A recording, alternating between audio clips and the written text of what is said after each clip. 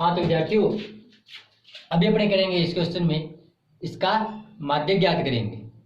देखो पिछले वाली वीडियो में अपने माध्यक का सीखा था, उसमें आपको बताया गया था कि माध्यक में जो अपने स्वाध्याय होता है उसमें वर्ग अंतराल और इस प्रकार बारंबारता दी होती है। उसमें माध्यक पूछता है, उसमें दो टाइप के सवाल बनते हैं। ठीक है, एक टाइप तो अपने पीछे कर ही लिया था, दूसरे टाइप में क्या होता है कि वो अपने को देता तो एफ लिख कर ही है, बारंबारता ही लिखता है, लेकिन वो सही मायने में बारंबारता न होकर क्या होती है, एक संचयी बारंबारता होती है। जैसे कि इस क्वेश्चन में दिखा है आपको बता दिया था कि किस प्रकार पता चलता है कि बारंबारता है संचयी बारंबारता, कि जो एफ का जो मान दिया है वो यदि लगातार क्रम से बढ़ रहा है तो अपने को किसका मान होगा, सी एफ का मान होगा, और यदि बीच में कहीं ना कहीं घटते हुए क्रम में आ गया तो अपने कौन सा होगा, वो एफ का मान होगा। जैसे यहाँ देखूं तो 10 के बाद 35 बढ़ रहा है, उसके बाद 35 के बाद 63 आया है, अभी बढ़ रहा है, फिर 75 अभी बढ़ा, फिर 85 और फिर 100। शुरू से लेकर अंत तक प्रत्येक अंक जो क्या है बढ़ने की प्रवृत्ति दिखा रहा है, तो मतलब ये क्या है, एफ का मान नहीं है, किसका है अपने पास, सी एफ का मान है। तो आज तक आपने ये बात समझा दी, तो मतलब ये किसका मान है, सी एफ का है। तो जब सारणी अपने दोबारा बनाते हैं तो यहाँ लिखेंगे इसकी जगह है सी एफ। अब अपने निकालेंगे इसमें से एफ का मान। पीछे वाला क्वेश्चन था उसमें एफ का मान था, एफ से अपने सी एफ निकाला था, अभी अपने पास सी एफ का मान है, सी एफ से एफ का मान निकालेंगे।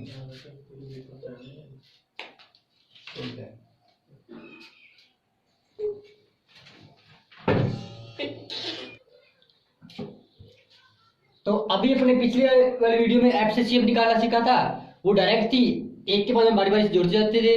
सी एफ से एफ कैसे निकलती है उसका तरीका थोड़ा सा डिफरेंट है। कैसे करेंगे अपने, देखो सी एफ से एफ निकालते हैं तो पहला मान उसी प्रकार लिखते हैं, अपने जो दिया है 10 का 10 आ गया हम। अब उसके बाद जब एफ से सी एफ निकालते थे तो जोड़ते थे, और यहाँ उल्टा प्रोसेस हो जाएगा, क्योंकि सी एफ दे दी, एफ निकालना है, वापिस आना है अपने को, तो क्या कहा, वापिस दोनों क्या करेंगे, अपनी बारी बारी से घटाएंगे। तो 35 में से 10 गए, कितने बच गए, 25। उसके बाद में 63 में से 35 गए, 28। 75 में से 63 गए, 12। 85 में से 75 गए, 10, और 100 में से 85 गए, 15। ये अपनी एफ का मान आ गया बारंबारता। अब देखो एफ का मान 10 के बाद में 25 हुआ, 25 के बाद में 28 हुआ, अभी तक बढ़ा था, लेकिन 28 के बाद में कितना आ गया, 12 आ गया, बीच में घटते क्रम में आ गया, तो मतलब ये किसका है, एफ का मान। और जब सी एफ दी थी तो वहां भी अपने को लिखने वाले टाइम बारंबारता ही लिखता है, एफ ही लिखता है, लेकिन अपने को जांच करनी होती है कि वो सी एफ दी है या फिर एफ दी है। अब इसके बाद में अपने क्या करेंगे, सी एफ का मान पहले से निकला हुआ है, तो एन का मान अपने पास आ गया 100, एन बटा 2 करेंगे 50।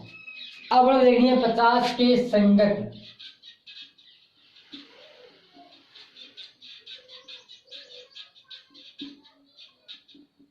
संचयी बारंबारता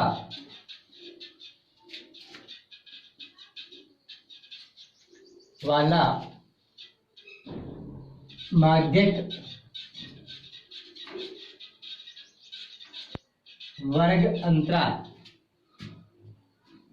50 के संगत देखना है जिसके अंदर 50 आता हो। अब देखो पीछे वाली वीडियो में हमने देखा था सी एफ का मान यहाँ था, तो लास्ट वाले कॉलम से देखा गया था, लेकिन एफ सी एफ का मान कहाँ है, अपने पास बीच वाले कॉलम में मिल रहा है। इसलिए अपने मान देखने वाले टाइम में अपने क्या करना है, थोड़ा सी सावधानी रखनी है कि सी एफ कहाँ देखी जाएगी, इसमें देखी जाएगी। वैसे तो सी एफ वाला टाइम यहाँ तो अपने पता चल जाएगा कि सी एफ देखने हैं 50, इसमें अपने को कहीं 50 वैसे भी नहीं मिल रहा, तो यही मिलेगा 50, यहाँ तक 35 और ये 63, तो अपना बारंबारता माध्यक कौन सा मान क्या है, ये वाला कौन सा बनेगा, 60 से 70। सूत्र याद होगा सबको। सबसे पहले अपने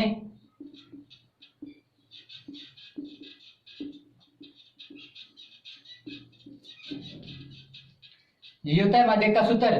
सबसे पहले आता है एल का मान। एल का मान आपको बताया था, जो वर्ग अंतराल अपने लिया है उसकी स्टार्टिंग 60, एन बटा 2 का मान अभी अपने निकाल ही लिया पीछे 50, CF का मान, CF का आपको बताया था जो अपने अंतराल जुड़ा है उसके जस्ट ऊपर वाली, अब जस्ट ऊपर वाली अंतराल में CF लेनी है। पीछे वाली वीडियो में अपने यहां से देखा था इसके ऊपर वाली, लेकिन अब CF वाले कॉलम में देखना है अपने को, CF वाला ये रहा कॉलम, तो 63 से ऊपर वाली कौन सी आएगी, 35 आएगी। तो CF का मान आएगा 35 और F का मान अपने बॉक्स वाली आएगी 28 और H का मान अंतराल कितने का चल रहा है, 10 का। सबसे बड़ी दिक्कत अपने को CF के मान में ही आती है कि CF का मान अपने ज्यादातर क्या देखते हैं सवालों में, CF इस लाइन में होती है तो यहाँ से देखते हैं अपने ये वाला कॉलम आ गया तो उसकी जस्ट ऊपर वाली, लेकिन यहाँ कहाँ है CF अपने को पास बीच में दी गई है तो इस बीच वाले कॉलम में ऊपर वाली देखी जाएगी। आगे अपने मान रखेंगे L का मान 60, n/2 50, CF का मान 35 बटा में F का मान 28 और H का मान 10। 50 में 35 जाएंगे 15,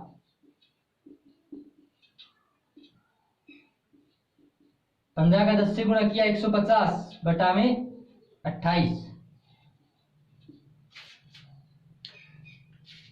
150 में 28 का भाग दे लो, उसके बाद अपने जोड़ कर लेंगे। 28 का भाग देंगे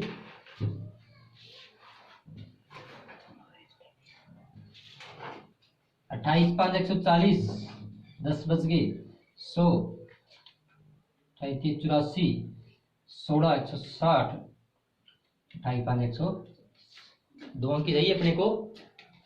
दोनों का ऐड करना आपको बताया था, पॉइंट के द्वारा रकम सिर्फ ऐड कर लो, 60 और 5 65.35, 65.35।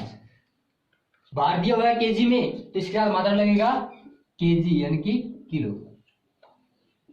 आगे वाला प्रोसेस वही सेम टू सेम ही है, सिर्फ अपने स्टार्टिंग वाला प्रोसेस है वो चेंज होता है कि CF से अपने F का मान कैसे निकलता है और ये जो मान देखते हैं उस टाइम क्या सावधानी रखनी होती है, सिर्फ उतना ही ध्यान रखना है अपने को, बाकी प्रोसेस है माध्यक वाला वही है। तो अपना ये माध्यक का टॉपिक जब वो कंप्लीट होता है, अभी अपने माध्यक से आगे नेक्स्ट टॉपिक सीखेंगे बहुलक। आज देखते हुए अपने नेक्स्ट टॉपिक स्टार्ट करेंगे बहुलक। ऊपर अपने क्वेश्चन लिखा है, इसका बहुलक ज्ञात करना है। उससे पहले मैं आपको बहुलक के बारे में कुछ बता देता हूं कि बहुलक क्या होता है। बहुलक का अर्थ होता है कि बहुलता यानी कि अधिकता।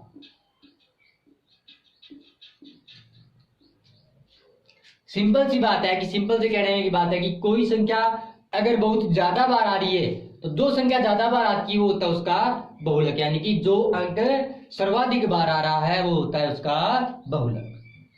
बहुलक मीन से स्पष्ट है। बहुलक जो है अपने से इन टॉपिकों में सबसे सिंपल टॉपिक है। अगर अपने आंकड़े जो है वो अवर्गीकृत दिए हैं तो बहुलक इतना सिंपल है कि अपने क्वेश्चन को देखकर पढ़कर ही सीधा बता सकते हैं कि अपना आंसर क्या होगा। जैसे कि इस क्वेश्चन की बात करूं, अवर्गीकृत आंकड़े दिए हैं, x का मान 1.1 1.2 इस प्रकार सीधे दिए हुए हैं। अगर वर्ग अंतराल बड़ा है तो भी अपने सिंपल सूत्र है, एक सूत्र, उसमें डायरेक्ट सीधे मान आते हैं।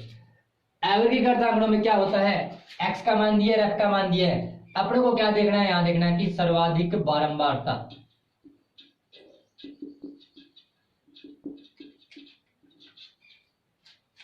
यानी कि इस f के अंदर सबसे बड़ा कौन सा है, 30 40 80 60 15 40 70 14 ये लिखे इनमें सबसे बड़ा, तो सबसे बड़ा लिखा है अपने पास 80, सबसे बड़ा लिखा है 80, तो 80 है सर्वाधिक बारंबारता। इसके संगत x बराबर कितना दिया है, इसके संगत x का मान 80 के साथ में दिया है 1.3, तो यहां से बहुलक बराबर कितना आ जाएगा अपना 1.3। ये अपना आंसर। सिर्फ बहुलक में अपने अवर्गीकृत आंकड़ों में सिर्फ इतना ही करना है कि अपने देखने हैं कि f का मान सबसे बड़ा कौन सा है, उसके सामने वाले साइड में देख लो कि x का मान कितना लिखा है, वो अपना डायरेक्ट आंसर। तो जैसे इस क्वेश्चन की बात करूं तो अगर इतना बड़ा ना लिखना तो हमने डायरेक्ट आंसर करना होता, तो देख कर ही जा सकते हो कि f का मान 80 है, 80 के सामने कितना लिखा है 1.3, तो अपना उत्तर कितना होगा 1.3। अब अपने सीखेंगे बहुलक के अंदर वर्गीकृत आंकड़ों का बहुलक ज्ञात करना। वर्गीकृत आंकड़ों का बहुलक कैसे ज्ञात करते हैं उसके लिए एक सूत्र होता है बहुलक का,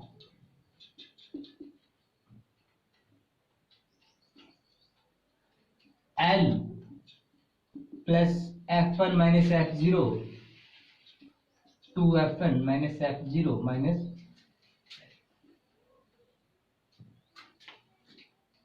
L का मान जो आपको माध्यक वाले टाइम बताया था कि एक वर्ग अंतराल का चुनाव किया जाएगा, जिस प्रकार माध्यक में किया था किसी इस तरीके से, वैसे इसमें कोई तरीका होगा अपने पास माध्यक बहुलक का वर्ग अंतराल चुनेंगे, उसकी निम्न सीमा की स्टार्टिंग पॉइंट h का मान वही होगा जो अपने वर्ग अंतराल होता है। अब आती है f की बात, तो 3 f दिए हुए हैं, f1 f0 और f2, ये तीनों बारंबारता वाले में से आती है। और तीनों कौन कौन सी होती है?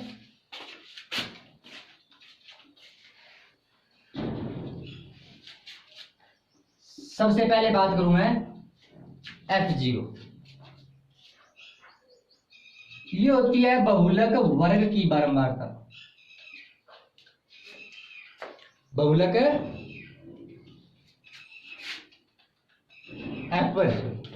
F1 जो होती है वो होती है बहुलक वर्ग की बारंबारता, यानी कि बहुलक वर्ग कौन सा, जो सबसे बड़ा है वो होता है अपने F1 का मान। F0 जो होता है वो होता है ठीक ऊपर की बारंबारता, यानी कि जो सबसे बड़ी है उसके जस्ट ऊपर वाली। और F2 जो होता है वो होता है ठीक है नीचे की बारंबारता। ये तीनों f के मान होते हैं।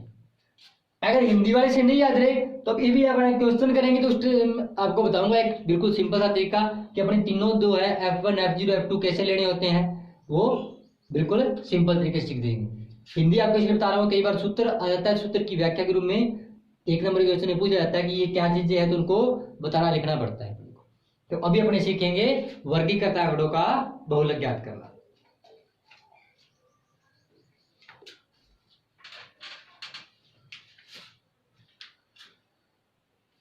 हाँ, तो अभी अपने करेंगे वर्गीकृत आंकड़ों का बहुलक ज्ञात करना। यहाँ अपने को आंकड़े दिए हैं, अपने को इसका बहुलक ज्ञात करना। तो अभी आपको बताया था कि तीनों टॉपिकों में बहुलक जो बिल्कुल सिंपल पड़ता है, अपने सबसे सरल है। किस प्रकार से कि देखो अपने माध्य किया था उसमें सारणी को आगे बढ़ाया गया था, कम से कम 3 या 4 पॉइंट आगे बढ़ गए थे। जब प्रत्यक्ष विधि थी तो भी अपने 2 कॉलम बनाने पड़े, फिर कल्पित की तो उसके बाद और कॉलम बन गया, पगविचलन की तो उसके बाद और कॉलम बन गया। माध्यक वाला किया तो अपने को एक कॉलम और बनाना पड़ा CF का। वर्गीकृत आंकड़े आएंगे तो अपने को CF बनानी ही पड़ेगी जब भी बारंबारता आ जाएगी। अब आती है बहुलक की बात। तो बहुलक में अपने सारणी के अंदर कुछ नहीं करना, जो सारणी दी है वैसी की वैसी काम आती है। सिर्फ अपने इतना ध्यान रखना होता है कि आंकड़े को जो वर्ग अंतराल दिया है वो सतत है या फिर असतत है। ऑलमोस्ट 99% अपने को आंकड़े जो मिलते हैं वो सतत ही मिलते हैं। अगर असतत दिए है तो उनको सतत करना मैंने आपको पहले सिखा दिया है, किस प्रकार से उनको सतत किया जाता है। तो यहाँ आंकड़े सतत है, क्या क्या आता है सबसे पहले अपने देखेंगे सर्वाधिक बारंबारता। तो सर्वाधिक बारंबारता वाला अंक, इस सेट के अंदर देखो सबसे बड़ा कौन सा है, 5 12 14 10 8 और 6। तो सबसे बड़ा कौन सा है हमारे पास 14। सबसे अधिक बारंबारता वाला अंक कितना है 14 है। तो इसके संगत जिस प्रकार माध्यक में माध्यक वर्ग अंतराल लिखा था, यहां लिखेंगे अपने बहुलक वर्ग अंतराल। इस 14 के साथ में कितना लिखा है 20 से 30।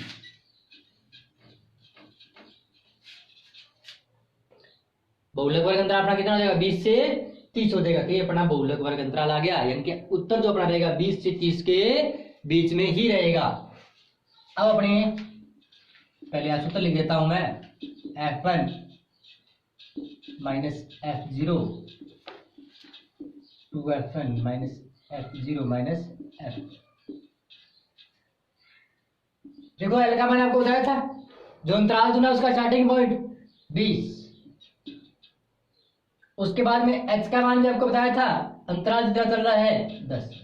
अब आती है F की बात।